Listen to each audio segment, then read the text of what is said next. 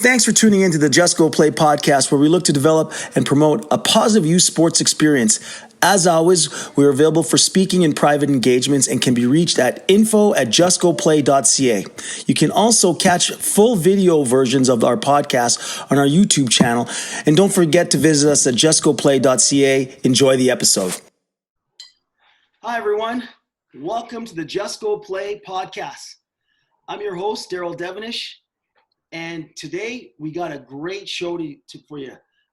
As you know, Just Go Play is all about quality sports experiences. And we're going to continue our conversation with the Community Revitalization Project group.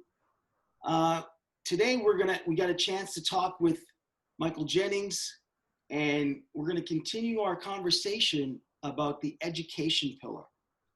I know we started it off last week and we just scratched the surface. These guys it's such an interesting project. We thought we need to break down each pillar and understand the landscape of what we're really dealing with in terms of education, in terms of the Parks and Recs, so everyone can really understand what we're trying to do here as a group. So I'm here with my co-host Elisa and Michael Jennings. We got a sweet show for you today, and we're going to get right down to the nitty gritty. Michael, welcome back. Thank you for coming back. Just for today's viewers and audience, give us a little background again, just so the people know who's talking and why you are the authority in this position here talking about this topic. Absolutely. Well, first and foremost, thank you, Daryl, for bringing me back on and chatting. It's always exciting. It's always good to see you. Elisa, always a pleasure as usual. Like you said, my name is Michael Jennings. I am currently the director of Healthy Body at an educational service provider called Athlos. And so what I do in this position is support physical educators across the country.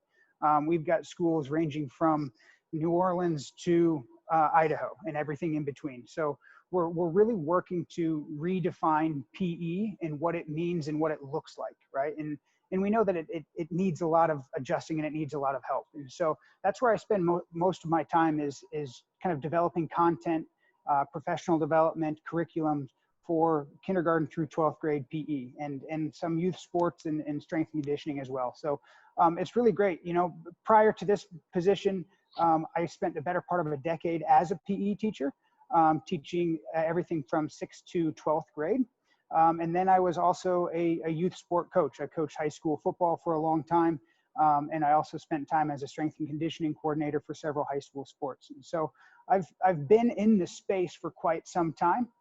And, you know, I'm really passionate about it because I have lived the change, right? I started out as a physical educator thinking that I knew everything, right? As many young people do, right? We think we know everything. We think we're doing some great things. And through my time as a coach and as a teacher, I realized that my approach, that our approach as a profession was just flat out missing the mark, right? And so I started making some pretty significant changes into what I was doing, into the things that I was offering young people.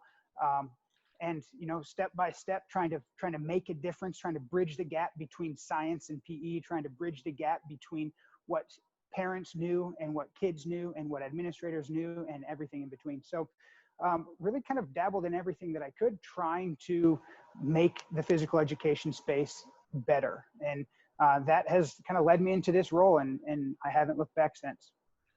Awesome. So I want to go back and ask you, what kind of teacher were you? Did the kids like you? Were they mad that you were trying to make them actually work out? Because I know today's phys ed's a little different than when I did it as a kid. So did kids want to work out with you? If I were to call up some students from back in the day, would they say Mr. Jennings was a jerk? Or would they say I learned a lot from that guy? Well, hopefully they didn't say I was a jerk. At least they didn't tell me that to my face. You know, you never know what they're saying when I'm not in the room. But, you know, it's a very interesting question. And I think that's one of the reasons that I feel like I can be here talking with you today, is because I've made a change, right? And I made a change while I was teaching. My first teaching job I was at a high school, and I was essentially a weights class. and I spent most of my time with school sport athletes. And, you know, it was easy for me to push them because they were in the sporting world. They chose to take the class. They knew it was to better their athletics. And so I spent my time really kind of forcing this idea of hard work and kind of hard coaching and this idea of fitness, right? Because we've all heard everything, and it's been drilled into our heads for years that fit kids learn better. And so I took that and ran with it. And I said, we're going to work. This isn't time for play. You know, we're going to make you fit, and we're going to make you strong, and we're going to build up your cardiovascular endurance, because all of those things is going to make you a better student, right? And it kind of worked, to be honest. Like, the kids kind of bought into it. They bought into the idea of kind of grit and tenacity and tough and work ethic. But that, again, was at the high school level. And that was with kids that chose to be in that class. And that was with kids that wanted to improve their muscular strength and muscular endurance and cardiovascular endurance. And then I transitioned, some budget things came up in our district, and I was transitioned to a middle school where I taught 6th through 8th grade. I kept that same approach, you know, because, again, fit kids learn better. I want to get these kids fit now, you know. All these statements about kids these days, and then insert whatever adjective you want there, you know. I took that approach, and, you know, I'm pushing and I'm pushing and I'm pushing and I'm pushing. And I'm recognizing that these kids, one, they can't move efficiently. They can't move safely, and they hate it. They absolutely hated it. Even days where I'd say, okay, we're going to play a game today. I'd have 6th graders sitting back and saying, I don't want to play. I don't like this. I don't want to play. And so I quickly, within the first year of teaching middle school, I quickly realized, holy smokes, we're forcing a square peg into a round hole right now with regard to physical education. We're pushing all of this stuff, and we're pushing this idea of getting kids fit now and working them out now, and it's destroying them, right? Because the statement is, you can't fit a square peg in the round hole. Well, you can, because I did. But when you get that peg through, it's broken and shattered into pieces, and there's no putting it back together. So you sound kudos. like you were hard, though. You sound like you were hard on them. Lisa, what do you think? I was. He sounds like he was hard on kids. But you know what? You gotta have that level of grit, of drive, of motivation. Like, this isn't a soft science. Like, physical activity is something you need some passion for. And what I think, you know, Daryl, you're talking about that hardness. To a lot of us, like, that's our passion coming through. Like, you need to get yourself into that. We talk about, you know, optimal arousal levels and all that. You need to get people jacked up to be able to want to perform and push themselves. And that's what we're really getting at with this, is we're asking kids to push themselves, when, especially today, we're not asking that of kids in a lot of areas in their life. We're not asking them to push themselves into outside of their comfort zone. So in the physical realm, you want to be better, you want to be fit, you got to put your body through some stress, you got to put your mind through some stress, but it's eustress, not distress. And so for you to be able to say, you know, I was in there motivating the kids, and as a positive role model, you're that tough guy coming in. Coach D, I know you were the same. I've been the same in a lot of ways, where you're there with them. You're in that eustress with them. You're not shouting it from over here saying, you know, you do what I tell you with your big whistle and all that. I think you have to have that level of hardness, but it's got to be wrapped in love. You know, you're high-fiving the kids afterwards. You're telling them they did a great job when the time is right. So you got to have that nice balance. Absolutely. And that's the most important part right there, Elisa, is it's that balance, right? And because doing it every day with kids that have been broken into pieces, for lack of a better word, earlier on, before they got to me, I had to take steps backwards, right, to get them to understand how to push or why to push. And we're not going to push every day. Not every day is going to be killer, but there are going to be some challenges, right? Because we know that we need to be able to overcome. We need to be able to handle and feel that mental and physical stress for the holistic development of our youth and moving forward, right? And we'll talk about that a little bit later on. But at the same time, you know, we don't need to be doing that at the elementary school level. And that's what I found out as a teacher, that a lot of things were happening, right? Where I'd heard horror stories of 2nd graders running the mile 2 days a week in PE class. I'll give you a little hint. That's not a good idea. That's scary. Running is not fun, You right? don't Like, want to burn these kids out, right? yeah, You like want to teach them. running's not fun. Yeah, we Yeah, want, you, like, you got to make it fun. absolutely. And it Let's doesn't play and it tag. doesn't develop Tag what they is need. just like running. Yeah. No. Like you're asking these kids run 2 miles. They need to develop a love for the game or love for the activity, a love of movement, and work on their movement, their agility, their quickness, their speed. They need to work on those things, their coordination, their balance, not just run in a straight line as long as you can until you die. Well, I I love think that. you I got love it. that. In terms of the development, I think they were making them run, but they didn't tell them how to run, or they didn't teach them how to run. They just told them run. Well, and that goes back to what I said at the beginning, guys. I mean, we have been, as PE teachers, we've been inundated with, hey, we got to get these kids fit now, and we've got to like get them to run because 1, they're overweight. 2, fitness improves academic success, right? And so we couple those things together, and we're like, we're going to make these changes. And it's like, newsflash, you don't have the time or the control over these students' lives to be able to make those types of instant changes, right? You get a 25-minute elementary PE class, you're not going to get kids to lose weight in 2nd grade, nor do you even need to be worrying about kids' weight in 2nd grade, right? Like, let's, rather than running the mile every day, let's go play tag. And I'll bet the kids run faster, harder, and longer than they do if you just tell them to go out and run around the track. And have more fun. Plus the fun element. As Yeah. you said. That's Exactly. the most important. So And so I got a question. I I got a question. Oh, yeah. So Michael, like we're talking a lot about, what it should look like. This is, what we're seeing, these are the not great things we're seeing, and we all have stories about that. These are the not great things we see. And we understand that there are some people out there, they're doing their very best with what they have. Some people have these rock star classes, like Coach D would say, their kids 20 years later going, I loved Coach D's classes. Like, I love Michael's classes. They were the best. I want to talk a little bit about some of the training that the teachers are getting, because I don't want to keep putting the teachers in this place where it's like, you're not doing a good enough job.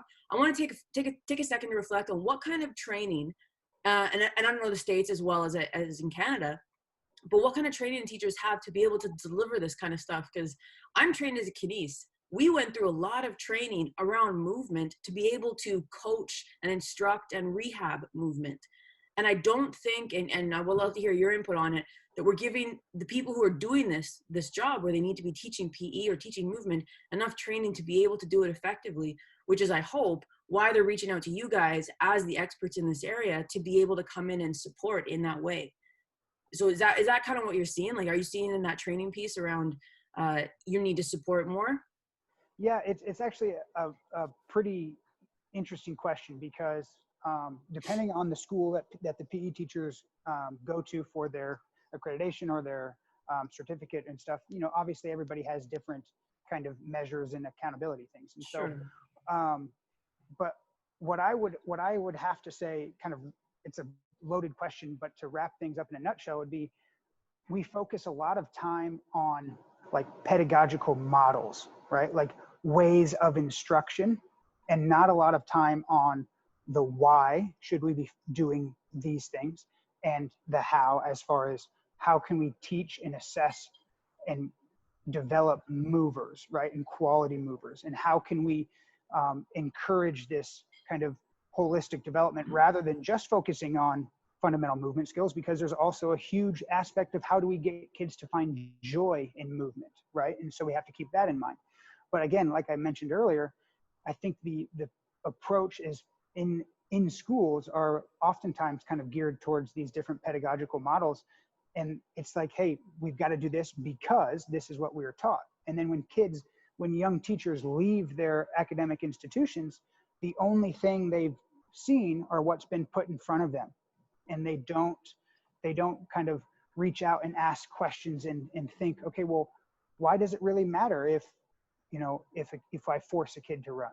Like, why does it really matter if I emphasize fundamental movement skills? What benefits are there to being able to gallop appropriately or efficiently? What benefits are there to being able to throw? Not just how can I teach it, right? So there's a big difference, and I think we're missing how can I teach it versus why am I teaching it? And so I think we missed that why part of quite a bit. That's awesome. Very good. So I want to get back so The community revitalization project is to rebuild active, vibrant communities through movement, physical activity, and sport. Your pillar, you're responsible for the education pillar. Tell us your sort of role in that, and how you guys want to go out there and sort of help these communities and sort of help with the present landscape, what's going on out there. Like how, to bring down the question, what's your role, Michael, as in charge of the pillar of education? What's your role going to be? Yeah, so my role is to obviously support the education sector, the education pillar of the CRP, and kind of the overview of our pillar. If you could sum it up into a sentence or two, it's essentially, we're going to provide you a framework for, to create the highest possible quality PE program. So a school or a district, we're going to provide you the steps necessary to create a developmental program that's yours to have and to hold and to keep and to give to your students, right? And so we're doing this through the lens of supporting a vertically aligned and developmentally appropriate curriculum, supporting teachers with such things as assessment tools, right? Kind of teaching them the how to, right? And also an intentional recognition of character development, right? Because that's something that is oftentimes missed and or shied away from. And so we're doing this as an emphasis on kind of the holistic development of young people, and kind of rounding out the educational experience for students. And that's everything from the actual physical education class to classroom and school culture, right? Where we're going to help support movement breaks throughout the day. We're going to help support the idea of why is wellness, why is movement important, right? And so it's everything kind of nuts and bolts to how to and why. So you're laying out basically a framework for these schools, teachers. So everyone's on the same page. Organizational alignment sounds like. Absolutely.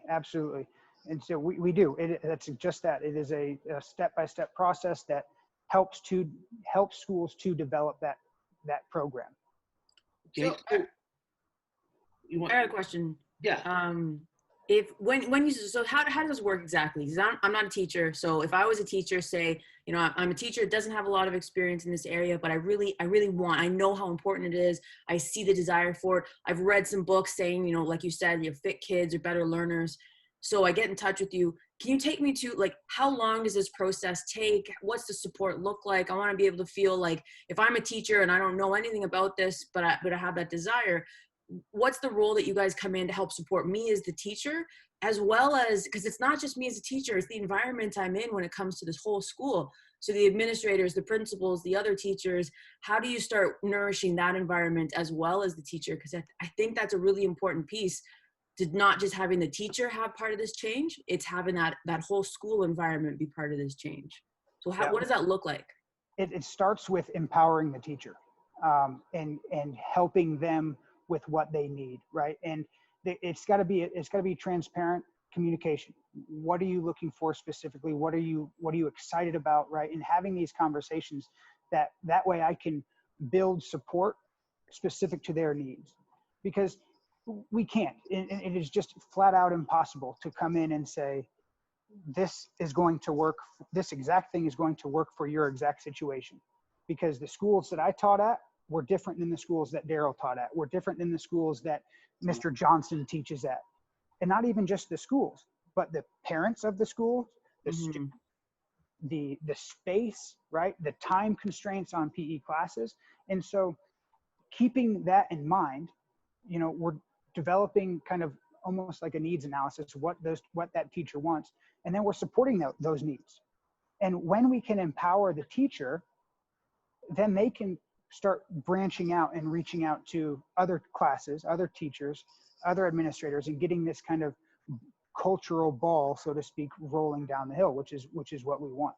And it's I think an issue with professional development in general, in the education world, is people try to fit it into their own time frame, which doesn't always work, right? And so from a time standpoint, it's we'll work with you as fast or as slow as you need it, right? Because I'm not going to come in and sit down and throw a million hours worth of information at you and expect you just to have it, right? I've gotten to where I am today, not overnight. It definitely wasn't a light switch. It was a lot of trial and error. It was a lot of reading. It was a lot of webinars. It was a lot of conferences. It was a lot of conversations, right? And I can't be naive to say, okay, here's everything that we've got, everything that we put together. There you go. Take it right now, you know? So it's that nice customized approach with, what is your reality? Well, how can I support that? And then you're also bringing that toolbox of knowledge that you have and drawing from it to fit those pieces that teacher needs. absolutely. And we have a designated, vertically aligned and developmentally appropriate curriculum that if a teacher wants to have scripted lessons, we have over 750 lessons, daily physical education. If you want scripted lessons and that's the type of teacher you are, where you want something that maps it out exactly for you, we've got that. If you just want a guide, like a framework, like shining the light in a direction, we've got that for you as well. And so we have a prescriptive as necessary type approach where I'm not going to come in here and dictate. I'm not going to come in here and mandate. I'm going to prescribe however much prescription you want, right? I'm going to try to help you in any way with the amount of help that you want and you need. You sound like a doctor. And the doctor coming in and helping out with what's your problem? How can I help? Then that's the hope. This is a big project. You've talked about some issues, some challenges you might have. Is there any other challenges that you could foresee coming along in terms of implementing this in schools? As Elisa said, how are educational boards going to look at this? How are, administration, teachers, how do you, what are some of the challenges and you think you're going to see? Yeah, well, just a challenge from an implementation standpoint. It's tough, especially when you start getting a lot of people in the room, right? And we've all been there. And aligning visions, I think, is one of the premier challenges that we're going to have. Is when we get all the teachers, all the administrators, whoever wants to be in that room together, when we want to try to create an aligned vision or mission, that could be tough, right? And in fact, it is tough. We've all been there where I might want something, you might want something else. We might disagree on wording, we might disagree on phrasing, we might disagree conceptually, right? And so how can we, get all those people rowing in the same direction? That's always a challenge, right? But it's doable, but it takes time and it takes intentional work and communication, right? And then another challenge, I think, and this is true across the board for, I think, just about any realm, is educating the stakeholders, right? Getting all parties, not just the teachers, everybody involved up to speed. Because quite frankly, people, and this is parents, classroom teachers, administrators, students, they don't know what they don't know, right? And so they go about their business thinking one thing because that's all they've ever heard, that's all they've ever done, and they have no idea what else is out there. A lot of people don't know that there is better physical education out there.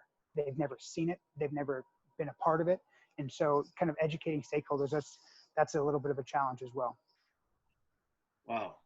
Do you want to add to that, Lisa? Any question on that? One piece I want to add on to that is where, we've seen a lot of models come into the education space that work in the education space.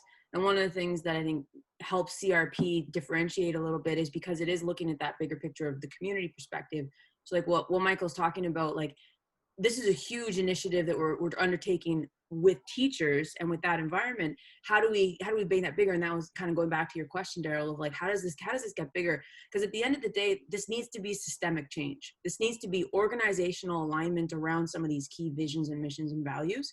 And so if I have a teacher that wants this, but administration or a parent group or a community group that doesn't want it, that's a barrier that we're going to need to address. So for us to be able to come in, and that's where, taking my other hat on for CRP, the implementation side is how do we support the teachers? So Michael's doing a great job going in, supporting the teachers with the hands-on, some of our team is going to help with that organizational level alignment along with Michael to say, like, as a principal, as an administrator, as a ministry, how are you supporting these teachers who want to do better when you're giving them this environment or these resources? Because, you know, if we look at, say, budgets, the budgets in PE are abysmal. In Canada, I don't know about the States, in Canada right now, they're talking about cutting PE because of all this COVID nonsense.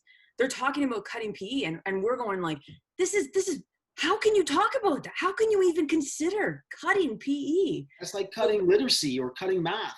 It's bananas. You know, we're cutting, and we've talked about this. This is, you know, Sir Ken Robinson talks about it, everybody does.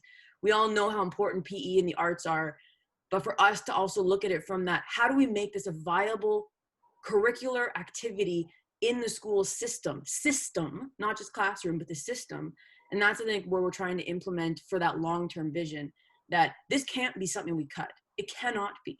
So it has to be something we support with resources and time and training and you know, bringing in experts like this and helping support the teachers with what they need to be able to deliver, because we know, going back to that original thing you said, Michael, about the why, we know why this is so important and why it needs to be delivered with that quality, because it can have real damaging effects, as we all know.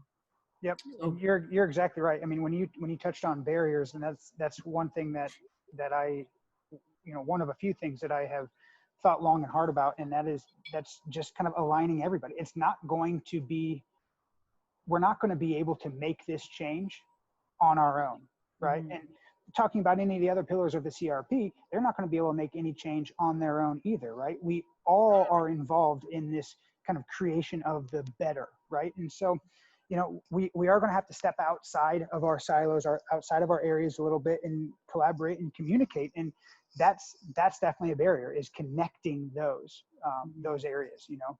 Well, that leads me into my next question. So which other pillar would probably fit best with education? And this question's for both you guys, Elisa and Michael. What do you guys think in terms of matching up another pillar with education? What's the most natural one to like extrapolate to, or to work together? As you said, no more working in silos. Yeah, well, I think, you know, it's a little bit of a toss-up. I think, I think communication is going to be really, really important for physical education. There's not enough of it out there to people.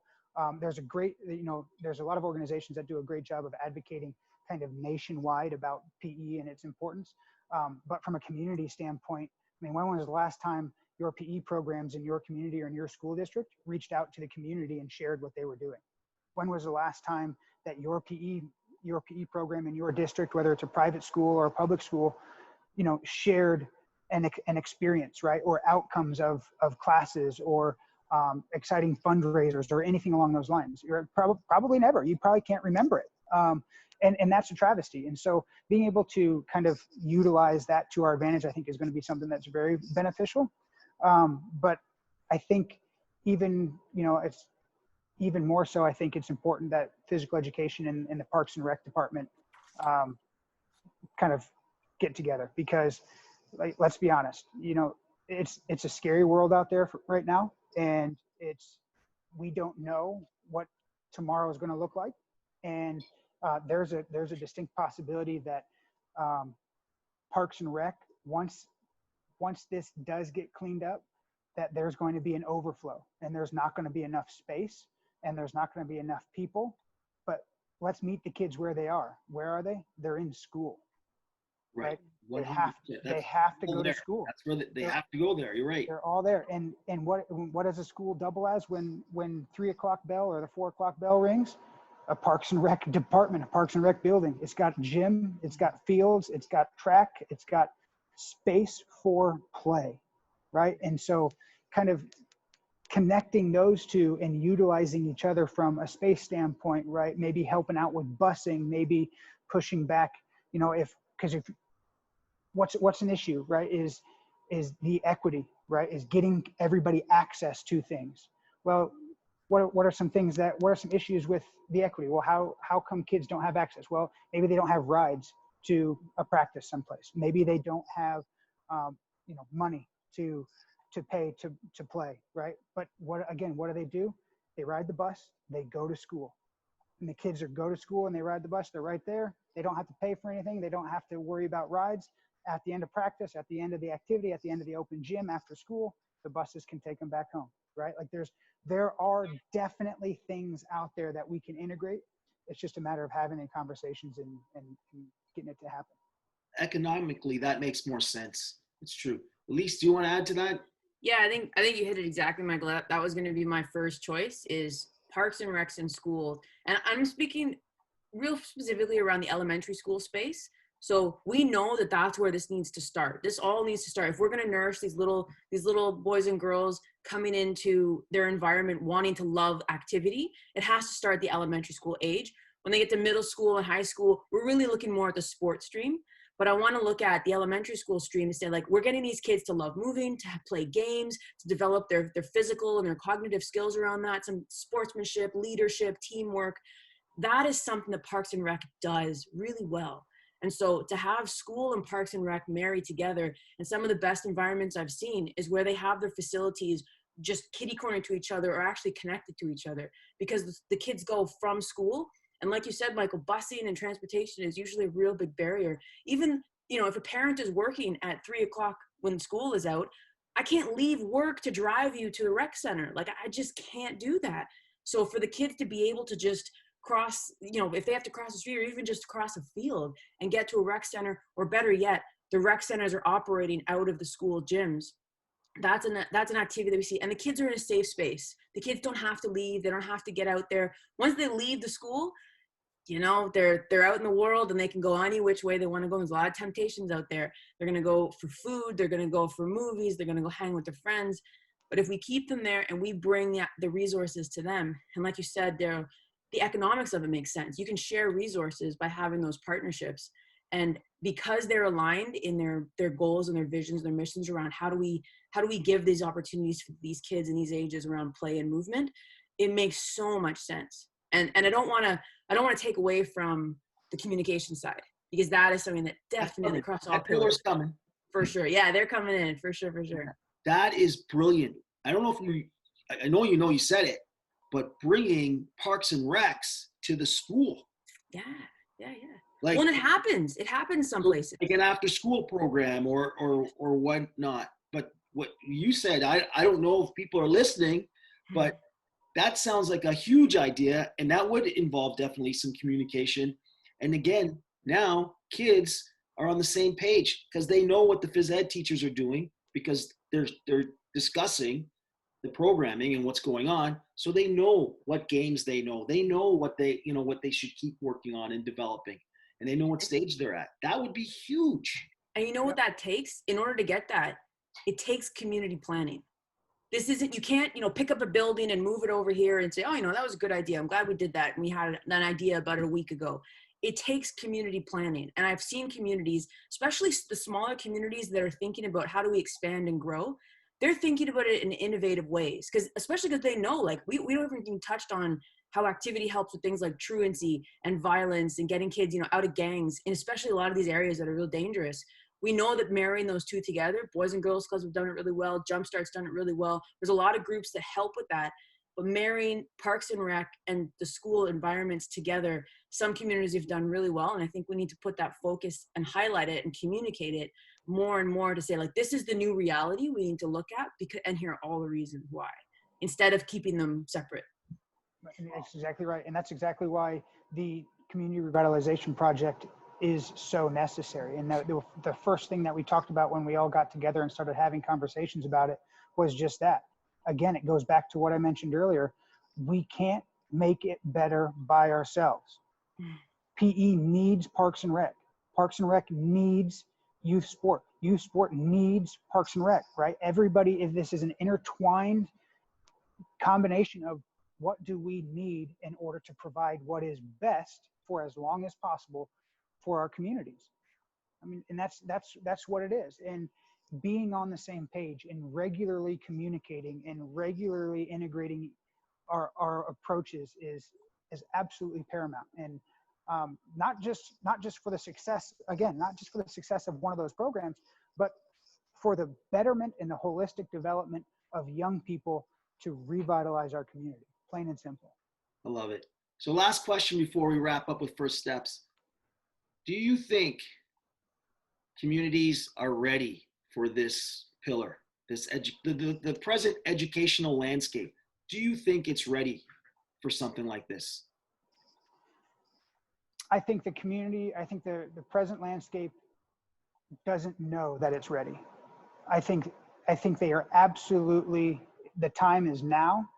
It's better than ever. We are uniquely positioned as far as physical education goes to be at the forefront of education in general right now with everything that's going on, with the need for holistic development, with the need for holistic, well-rounded education, with the need for teaching life skills and soft skills, right? And where those things are so naturally baked into physical education, right? Social awareness, cooperation, teamwork, all those things, grit, curiosity, creativity, all of those things occur naturally in physical education.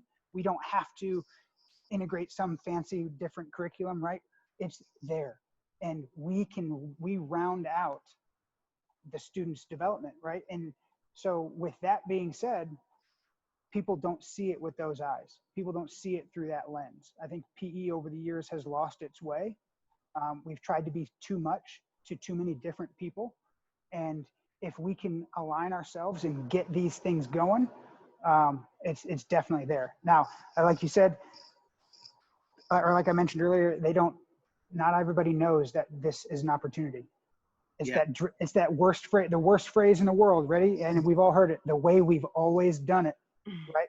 That's a challenge, you know. And so we've got to open the eyes and we've got to highlight the people that are ready, because there are definitely pockets of great physical education, and we need to highlight those people. We need to use their momentum and build some steam together.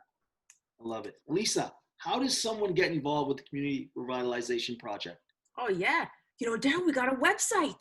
Oh, We got a website going on, rebuild.community.com. So you can go on there, check us out. We're just getting all of our pieces for front-facing information on board. So more and more is going to be coming in the next couple of weeks. I'm super excited when we get Taryn on here. She'll be able to talk about all the communication stuff that's out there. But I mean, reach out to any of us. You can look up online, like just look up Michael, look up Coach D, look up myself, look up our other team, Matt and Nate and Taryn. Look everybody up and just reach out, because really it's going to come down to just start the conversation. That's all we're saying is kind of, you don't have to engage and say like, I'm willing, I have all these resources, I'm ready to go with all that kind of stuff. You just have to want to have that conversation, that willingness to say, how can I work on improving whatever it is, again, whatever pillar you're working on, your sport, your education, your parks and rec side, your community implementation.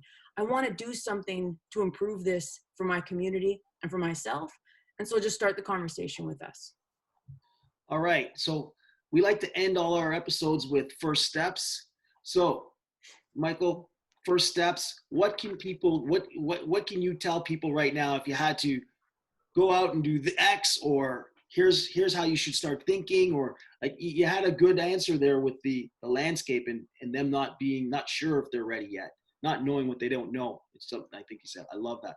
First steps. We'll start with you, Michael. It's time to reflect, right?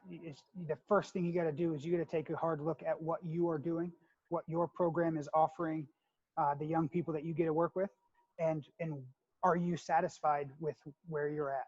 Is it genuinely what is best for young people? And if you at all hesitate on answering that question, it's probably time that you reach out. Yeah. Lisa, that's awesome. That is awesome. I'll add to that. One of my first steps is, who in your network is someone you can work with this on? So reach out to some people in your network and go, you know what? My friend Jill, she's always into sports and activity, always really keen about this. I'm going to reach out to her and see what she can do to help me take this journey or take these first steps. So who in your network can you reach out to build your team? And I want to start thinking about, you don't have to do this alone. There are people like us that, they're kind of in pockets everywhere. So first step is reach out, see who's in your network, who's going to be an ally for you in this journey. Because I'm telling you, it's not an easy go. Like, we got a lot of work ahead of us. You need a strong team, and there are people in your network who can be part of that team. So first step, reach out and see if you can build that team around you. It's awesome. And I'm going to add this because I used to be an educator and I felt alone when I was a teacher and I thought I was trying to change the world. And so this is a great opportunity to get out of your silo, to ask for help. You're not alone, and we get on the same page. Look into this group, Community Revitalization Project. Look into it because everyone, I think, Michael, you said it, you can't do this alone. And I tried to do it alone as an educator, and I got burnt out. And that's what's happening to our physical educators, I believe. And again, it's my own opinion, is that people are trying to make a difference and they're getting burnt out. And then they're saying, forget it. I can't change what's going on here. So get out there, look into this. It's definitely something. You don't want to be alone in this. Let's do this together. That's the only way we're going to make change really happen, people. So thank you for joining us. Michael, thank you for showing up today. You great information. Lisa, always awesome. And on that note, just go play, guys. Just go play. Thanks, Steve. guys. See ya. Bye.